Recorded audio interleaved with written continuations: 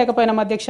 అదేవిధంగా విద్య విషయంలో అధ్యక్ష మన మెయిన్ ట్యాగ్ లైన్ నీళ్లు నిధులు నియామకాలు అనేటటువంటి మన మెయిన్ ట్యాగ్ లైన్ ఏదైతే ఉంటుందో అధ్యక్ష అన్నిటినీ కూడా గండుగొట్టుకుంటూ పోయినాం అధ్యక్ష. విద్య విషయంలో నియామకాల విషయంలో అన్ని విషయాల్లో అదే జరిగింది అధ్యక్ష. అదేవిధంగా కొందరు ప్రజాప్రతినిధులు చేస్తున్నటువంటి దురాగతాలని కూడా ఎప్పటికప్పుడు నేను అధిష్టానానికి చేరవేసిన అధ్యక్ష. దాని మీద ఎటువంటి చర్యలు లేవు అధ్యక్ష. దానికి ప్రత్యక్ష నిదర్శనం ఇసుక దందాల్లో చేసినటువంటి అక్రమాలతోని నేరేళ్ల లాంటి దురాగతాలు జరిగినాయి అధ్యక్ష. దళిత బిడ్డల మధ్యలో అనవసరంగా బలైపోయినారు అధ్యక్ష. కానీ దాని మీద కూడా ఎటువంటి చర్యలు తీసుకోకపోవడం, అది అప్పుడు బీఆర్ఎస్ ప్రభుత్వం తీసుకోకపోవడం, ఇప్పుడు కాంగ్రెస్ ప్రభుత్వం చర్యలు తీసుకోకపోవడం కూడా చాలా దారుణం అధ్యక్ష. బోధన్ షుగర్ ఫ్యాక్టరీ అధ్యక్ష నా ప్రాంతం అధ్యక్ష, నా బోధన్ మా అత్తగారిల్లు. ఒక 10 ఏళ్లలో కనీసం ఒక 100 సార్లు అడుగుంటాం అధ్యక్ష బోధన్ షుగర్ ఫ్యాక్టరీని తెప్పియాలని చెప్పి. బోధన్ షుగర్ ఫ్యాక్టరీ విషయంలో చేసినటువంటి నిర్లక్ష్యానికి మాత్రం నేను పర్సనల్గా చాలా అవమానంగా ఫీల్ అయిన అధ్యక్ష. అయినప్పటికీ ఇప్పటికి కూడా బోధన్ షుగర్ ఫ్యాక్టరీ తెరచకపోవడం, తెలంగాణ వచ్చి కూడా మా బోధన్ బిడ్డలకు న్యాయం జరగలేదన్న విషయం అర్థమవుతా ఉంది అధ్యక్ష. అదేవిధంగా అధ్యక్ష కేసీఆర్ గారి దగ్గర మాట్లాడే ధైర్యం నాకు ఒక్కదానికే ఉంది కాబట్టి అధ్యక్ష ఈ అన్ని అంశాలు నేను ఎప్పటికప్పుడు అడుగుతూ వెళ్ళిన అధ్యక్ష. సరే పర్సనల్గా వారు నాకు తండ్రి, పార్టీ అధ్యక్షులు, ఒక 2 విషయాలు చేసినా ఒక 2 విషయాలు చేయకపోయినా నడుస్తుంటుంది పార్టీ అన్నప్పుడు, ఇంత పెద్ద వ్యవస్థ ఉంటే అనుకోవచ్చు అధ్యక్ష. కానీ కింద ఉండేటటువంటి అనేక వ్యక్తులు కంటిన్యూస్గా దురాకతలు చేస్తుంటే కూడా మరి చూసుకోకపోతే కరెక్ట్ కాదు అధ్యక్ష. అదేవిధంగా టీఆర్ఎస్ నుండి బీఆర్ఎస్గా మారుస్తామనేటటువంటి ఒక కీలకమైన నిర్ణయం తీసుకోవడం జరిగింది అధ్యక్ష. ఆనాడు కూడా ఆ మీటింగ్ నేను అటెండ్ అవ్వలేదు అధ్యక్ష. నేను ఒప్పుకోలేదు, ఈ పేరు మార్పుకు ఒప్పుకోలేదు, నేషనల్ పాలిటిక్స్లోకి వెళ్ళడం కూడా నేను ఒప్పుకోలేదు అధ్యక్ష. అంటే ఒక మాట అధ్యక్ష, ఇట్లాంటి హౌస్లో చెప్పొచ్చో లేదో కానీ తెలంగాణలో ఏం పీక్ కట్టలు కట్టినామని నేషనల్కి పోయి చేస్తాం అధ్యక్ష. మనం ఎన్ని పనులు మిగిలినాయి అధ్యక్ష తెలంగాణలో చేయాల్సినాయి? 2 పెద్ద రివర్స్లో, ఒక పక్క గోదావరి, ఇంకో పక్క కృష్ణ, 1,89,000 కోట్లు ఖర్చు పెట్టినాం అధ్యక్ష. కొత్తగా ఇచ్చిన ఆయకట్టు ఎంత అంటే 14 లక్షల ఎకరాలు అధ్యక్ష. 1,89,000 కోట్లు అంటే ఎంత అధ్యక్ష? 1,00,000 కోట్లు ఖర్చు పెడితే 20 లక్షల మంది పేద ప్రజలకు ఇంటికి 5 లక్షలు వేసుకున్నా 20 లక్షల మందికి పేద ప్రజలకు ఇల్లు ఇవ్వచ్చు అధ్యక్ష మనం. కానీ 1,89,000 ఖర్చు పెడితే అధ్యక్ష జరిగింది ఎవరికి, ఒరిగింది ఎవరికి అంటే ఒక వ్యక్తి 1989లో కంపెనీ పెట్టుకున్న ఆయన మన తెలంగాణ వచ్చిన తర్వాత ఫోర్బ్స్ జాబితా ఉంటుంది అధ్యక్ష. దాంట్లో 45వ స్థానం ఒక కాంట్రాక్టర్ దక్కించుకున్నాడు అధ్యక్ష. అంతకుమించి జరిగింది ఎవరికి ఏం లేదు అధ్యక్ష. ఇండ్లు లేని పేద ప్రజలకు ఇండ్లు రాలే అధ్యక్ష. కానీ ఆ కంపెనీకి మాత్రం 1,02,666 కోట్ల విలువైన ప్రాజెక్టులు ఒకటే కంపెనీకి పోయింది అధ్యక్ష. ఇది ప్రైవేట్ విషయం అని అనిపించవచ్చు అధ్యక్ష. కానీ తెలంగాణ రాష్ట్రం తెచ్చుకున్నదే ట్రాన్స్పరెన్సీ కోసం, తెలంగాణ రాష్ట్రం తెచ్చుకున్నదే అకౌంటబిలిటీ కోసం, తెలంగాణ రాష్ట్రం తెచ్చుకున్నదే ఇండిపెండెన్స్ కోసం. ఇవేవి లేనటువంటి తెలంగాణ రాష్ట్రాన్ని మనం ఊహించని కూడా ఊహించలేము అధ్యక్ష. చూసుకుంటూ ఊరుకోవడం కూడా సరికాదు అధ్యక్ష. అదేవిధంగా అధ్యక్ష ఇంకో పక్క తెలంగాణను పదే మోసం చేస్తున్నటువంటి భారతీయ జనతా పార్టీ అధ్యక్ష ఒక్క ప్రాజెక్ట్ కూడా నేషనల్ ప్రాజెక్ట్ హోదా ఇయ్యలేదు అధ్యక్ష. ఒక్కటంటే ఒక్కటి కూడా విభజన హామీలు అమలు చేయలేదు అధ్యక్ష. ఐఐటిఆర్ లాంటి సంస్థ మన దగ్గర వస్తే ఎంతోమంది యువకులకు ఉద్యోగాలు వచ్చాయి అధ్యక్ష. అవి పర్సనల్గా ఇవ్వకుండా ఆపారు అధ్యక్ష.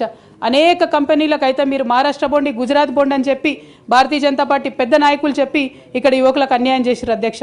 భారతీయ జనతా పార్టీ మీద ఎడతెగని పోరాటం నేను చేశాను అధ్యక్ష. అది పార్లమెంట్లో మాట్లాడడం కావచ్చు, బయట మాట్లాడడం కావచ్చు, అనేక అంశాల మీద కొట్లాడడం కావచ్చు అధ్యక్ష. ఇంత చేస్తే కేసీఆర్ గారి మీద కక్షతో అధ్యక్ష ఆఖరికి నన్ను జైల్లో కూడా పెట్టడం జరిగింది అధ్యక్ష. అయినప్పటికీ ఏనాడు మా పార్టీ నాకు అండగా నిలబడలేదు అధ్యక్ష. 3 సంవత్సరాలు నేను ఒక్కదాన్నే ఈడీతోని, సిబిఐతోని అనేక అంశాల్లో కొట్లాడుకున్న తప్పితే ఎక్కడ కూడా పార్టీ అండగా నిలబడలేదు అధ్యక్ష. ఇది ఎందుకు చెప్తా ఉన్నా అంటే అధ్యక్ష, ఒక పార్టీ అంటే ఒక సంఘం అధ్యక్ష. ఒక సంఘం అంటే ఒకే భావజాలంతో కలిసి పనిచేసే వ్యక్తులు అధ్యక్ష.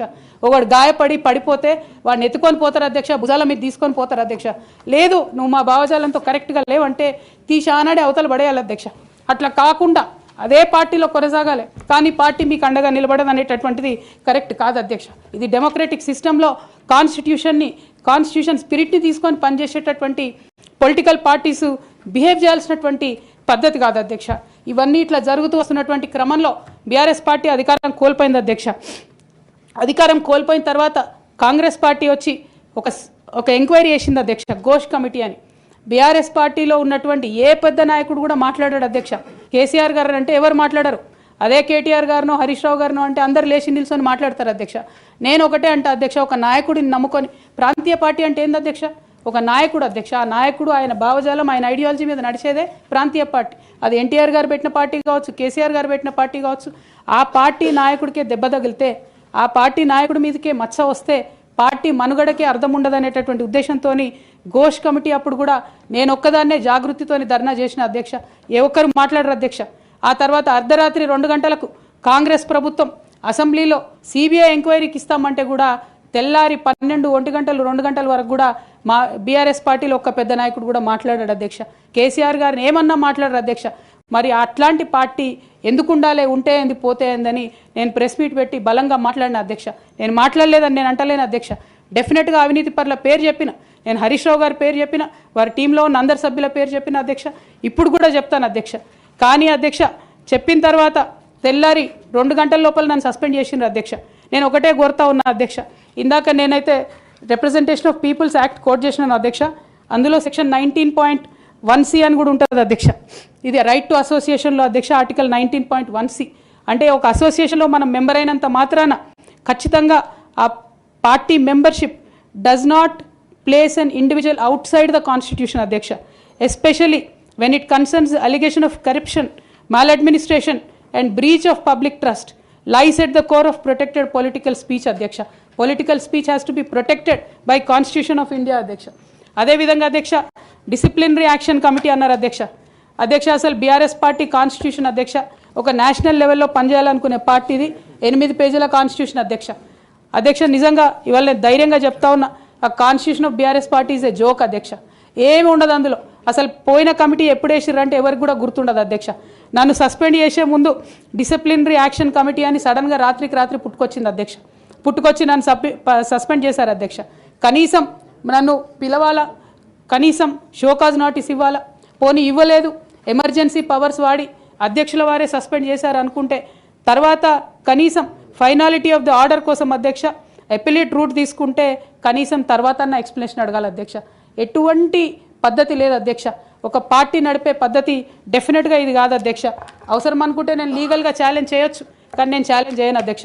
ఎందుకంటే ఎటువంటి పద్ధతి లేనటువంటి బీఆర్ఎస్ పార్టీ నుండి, ఎటువంటి నైతికత లేనటువంటి బీఆర్ఎస్ పార్టీ నుండి దూరం అవుతున్నందుకు ఇవాళ నేను చాలా సంతోషిస్తున్నా అధ్యక్ష. నా కుటుంబం, నా పార్టీ, నా రక్తం, నా చెమట, నేను 20 సంవత్సరాలు తెలంగాణ ఉద్యమం కోసం నేను పడ్డటువంటి శ్రమ, నేను చేసినటువంటి కష్టం గుర్తించకుండా ఒక చిన్న ఉరిదీసేవాడిని కూడా అడుగుతారు అధ్యక్ష. ఈ దేశంలో అంత మంచి దేశం మనది, అయినా కూడా సస్పెండ్ చేశారంటే చాలా సంతోషిస్తున్నా అధ్యక్ష. ఇవాళ నేను వేరే ఏం లేదు. అయితే కాంగ్రెస్ పార్టీ అధ్యక్ష నా సస్పెన్షన్ని పొలిటికల్గా వాడుకోవాలని ఈ బీఆర్ఎస్ పార్టీలో వచ్చినటువంటి చీలికలను చాలా పెద్ద ఎత్తున వాళ్ళు ప్రమోట్ చేస్తూ ఉన్నారు అధ్యక్ష. ప్రత్యేకించి వారు నాపై చేస్తున్న ఆరోపణ అధ్యక్ష ఇది ఆస్తుల పంచాయతీ, ఆత్మగౌరవం పంచాయతీ కాదని చెప్తా ఉన్నారు అధ్యక్ష. నేను ఇవాళ మీ ద్వారా తెలంగాణ ప్రజలకు చెప్పదలుచుకున్న అధ్యక్ష. అధ్యక్ష నాకు దైవభీతి ఎక్కువ అధ్యక్ష, దైవ భక్తురాలు నేను. లక్ష్మీ నరసింహస్వామి మా ఇంటి దేవుడు అధ్యక్ష. ఆ లక్ష్మీ నరసింహస్వామి మీద ప్రమాణం చేసి చెప్తా ఉన్నా అధ్యక్ష. ఒక మహిళగా నాకు 2 కొడుకులు ఉన్నారు అధ్యక్ష. వాళ్ళిద్దరి మీద ప్రమాణం చేసి చెప్తా ఉన్నాను, నాది ఆస్తుల పంచాయతీ కాదు అధ్యక్ష, నాది ఆత్మగౌరవం పంచాయతీ. నేను ఏ విషయమైనా, ఉద్యమకారుల విషయమైనా, బీసీల విషయమైనా, మహిళల విషయమైనా ఏదైనా నిలదీసి అడిగినా అధ్యక్ష, రేపు కూడా అడుగుతా అధ్యక్ష. అందులో ఎట్టి పరిస్థితులలో కాంప్రమైజ్ అయ్యే విషయమే లేదు అధ్యక్ష. ఈ సందర్భంగా తమరికి కూడా నేను ఒక మాట చెప్తా ఉన్నా అధ్యక్ష. మన రాష్ట్రంలో 17 లోక్సభ స్థానాలు ఉంటాయి అధ్యక్ష, ఒకటే ఒక ఉమెన్ ఎంపీ అధ్యక్ష. 119 అసెంబ్లీ సీట్లు ఉంటాయి అధ్యక్ష. అన్ని పార్టీలు కలిపి 8 మంది ఉన్నారు అధ్యక్ష మహిళలు. 40 మంది ఉన్న ఈ శాసన మండలిలో 3 ఉన్నాం అధ్యక్ష లేడీస్. మేము ఇక నేను పోతే 2 మిగులుతారు అధ్యక్ష. కానీ ఎంత అన్యాయం అంటే అధ్యక్ష, ఎంత చిన్న చూపు అంటే మహిళలు అంటే పొలిటికల్ పార్టీస్కైనా ఆఖరికి కౌన్సిల్ కూడా అధ్యక్ష. నేను నిన్న మొన్న ఫామ్స్ సైన్ చేస్తున్నా అధ్యక్ష, ఎక్కడా కూడా సభ్యురాలని లేదు అధ్యక్ష. ప్రతి చోట కూడా సభ్యుడనే ఉన్నది. తమరన్న దయచేసి మార్చాలి అధ్యక్ష. ఈ మొత్తం 4 కోట్ల మంది ప్రజల్లో అధ్యక్ష మహిళల యొక్క పర్సెంటేజ్ అధ్యక్ష మన రాష్ట్రంలో ఇంత అధ్యక్ష 0.00003% అధ్యక్ష. ఇది మాకుండే రాజకీయమైనటువంటి రిప్రజెంటేషన్ అధ్యక్ష. రాజకీయంగా ప్రజల మధ్యలో కానీ పార్టీల మధ్యలో కానీ మాకున్నటువంటి రిప్రజెంటేషన్తో మేము ఆడవాళ్ళ కష్టాలు ఎవరికి చెప్పాలి అధ్యక్ష. ఒకనాడు కేసీఆర్ గారు అన్నారు అధ్యక్ష, ఈ దేశ రాజ్యాంగాన్ని మార్చాలి, మహిళలకు సమాన హక్కులు కావాలని. నేను అడుగుతా ఉన్నా అధ్యక్ష, పార్టీలు రాజ్యాంగాలు మార్చుకోవాలి అధ్యక్ష. ఇవ్వండి మహిళలకు సీటు. మీరు ఎంకరేజ్ చేయకపోతే ఎవరు ఇస్తారు అధ్యక్ష? ఎందుకోసం ఇస్తారు?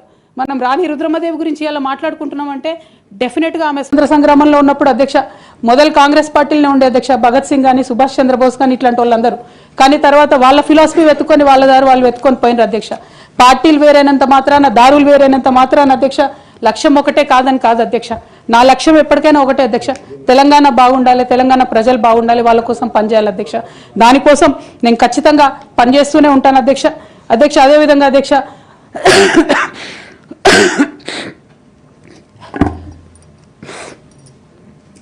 బీఆర్ఎస్ పార్టీ వైఫల్యాల్ని ఎండగడుతూ సక్సెస్ అయినటువంటి కాంగ్రెస్ పార్టీ అధ్యక్ష కంప్లీట్గా వాళ్ళు కూడా అన్ని అంశాలను ఇగ్నోర్ చేసినారు అధ్యక్ష.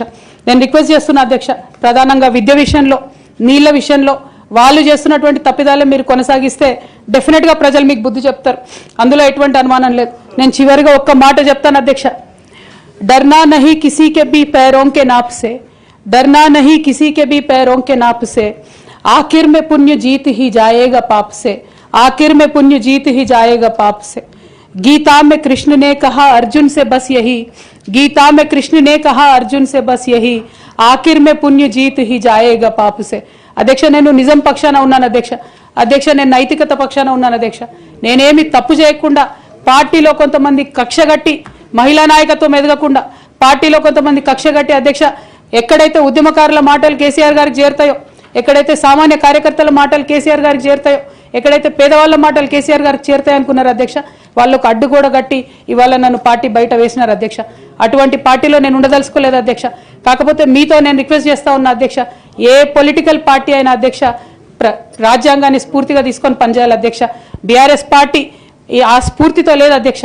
కాబట్టి నేను ఈ రాష్ట్రంలో మహిళలకు కొంత ఇన్స్పిరేషన్ ఇవ్వడానికి అధ్యక్ష, ప్రజలకు ఓవరాల్గా సేవ చేయడానికి అధ్యక్ష, ఇప్పుడు కాంగ్రెస్ పార్టీ చేస్తున్న విధానాలకు ప్రధాన ప్రతిపక్షం అధ్యక్ష ఇవాళ లేనేలేదు హౌస్లో, నిన్న మొన్న అసెంబ్లీ నడిచింది అక్కడ లేనేలేదు అధ్యక్ష. ఆ యొక్క గ్యాప్ని ఫిల్ఫిల్ చేయడానికి అధ్యక్ష నేను ఇవాళ ఒక వ్యక్తిగా ఈ హౌస్లోకి వెళ్ళిపోతున్నా అధ్యక్ష. కానీ నేను ఒక శక్తిగా ఫ్యూచర్లో చట్టసభలకు తిరిగి వస్తా అధ్యక్ష. డెఫినెట్గా ఒక పొలిటికల్ సిస్టమ్ని క్రియేట్ చేస్తా అధ్యక్ష ఈ స్టేట్లో, చేసి ఖచ్చితంగా ఒక శక్తిగా నేను తిరిగి వస్తాను అధ్యక్ష. మీ అందరి యొక్క ఆశీర్వాదంతో ఈ హౌస్లో ఈ 4-5 ఇయర్స్లో మీతో ఉన్న అనుబంధంతో నేను చెప్తా ఉన్నా అధ్యక్ష, మీరు చాలా అవకాశాలు ఇచ్చారు అధ్యక్ష, చాలాసార్లు మాట్లాడే అవకాశాలు ఇచ్చారు, అనేక సమస్యల మీద పోరాటం చేసే అవకాశం ఇచ్చారు, మీకు ధన్యవాదాలు తెలియజేస్తాను అధ్యక్ష. కాకపోతే తెలంగాణ డెవలప్మెంట్ కోసం ఇప్పుడున్న పార్టీ కూడా అంతే కమిటెడ్తో పనిచేయాలని చెప్పి డిమాండ్ చేస్తూ ఆ అన్ని అంశాలను టేకప్ చేసి మేము పనిచేస్తామని మీకు తెలియజేస్తూ మీ దగ్గర సెలవు తీసుకుంటున్నాను అధ్యక్ష. Thank you. జై తెలంగాణ. గౌరవ సభ్యురాలు సోదరిమణి కవిత గారి యొక్క ఆవేదన, భావోద్వేగం మేము అర్థం చేసుకుంటాం. భావోద్వేగాల మధ్య రాజీనామా చేయడం అంత సమంజసం కాదనేటువంటి ఉద్దేశంతోనే ఆ రోజు అదే చెప్పాను, ఈరోజు కూడా అదే చెప్తున్నాను. మీరు ఆలోచన చేయండి, పునరాలోచన చేయండి. భవిష్యత్తు అనేటువంటిది ఎట్లా ఉంటుంది అనేది కాలమే నిర్ణయిస్తుంది. కాబట్టి భావోద్వేగంలో ఆవేదనతోనే తీసుకునే నిర్ణయాలు ఒకసారి సక్రమ బాటలో పట్టకపోవచ్చు. కాబట్టి మరొకసారి మీరు ఆలోచన చేయమని నేను రిక్వెస్ట్ చేస్తాను. ఇప్పటికే 4 months లేట్ అయింది అధ్యక్ష. ఆ పార్టీతో నాకు